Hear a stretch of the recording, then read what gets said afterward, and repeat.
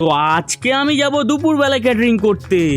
প্রথমে কাজে ঢোকার আগে মালিককে দিয়ে জলের পেটিগুলো স্কুটিতে লোড করে নিলাম। এরপর মা মনসাকে প্রণাম করে কাজের স্পটে ঢুকে গেলাম।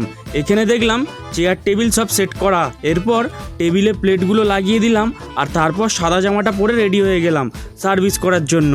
আর আজকের অনুষ্ঠানটা ছিল স্বাদের অনুষ্ঠান। এরপর লোকজন বসে গেল খেতে আর আমরাও সার্ভিস করতে থাকলাম।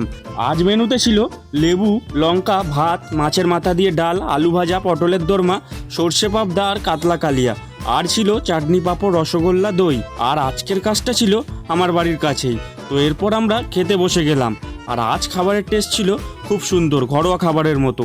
এরপর আমি খেয়ে নিলাম আর কাতলা মাছটা ছিল একদম ফ্রেশ। এরপর খাওয়ার শেষে নিয়ে নিলাম দই। তো দইটা আমরা খেয়ে নিয়ে বাড়ির দিকে রওনা দিলাম। আর আজ শরীর খারাপের জন্য আমার ভয়েসটা হয়তো একটু অন্যরকম লাগতে পারে আর ভিডিওটা হয়তো ভালো নাও লাগতে পারে তোমাদের। আর দেখো, রাতে ওষুধ খেয়ে পড়লাম বিপদে। ওষুধের সাথে সাথে আমি অজান্তে প্লাস্টিকটাও খেয়ে ফেলেছিলাম। পরে এডিট করতে গিয়ে চোখে পড়লো। এখন জানি না কি হবে।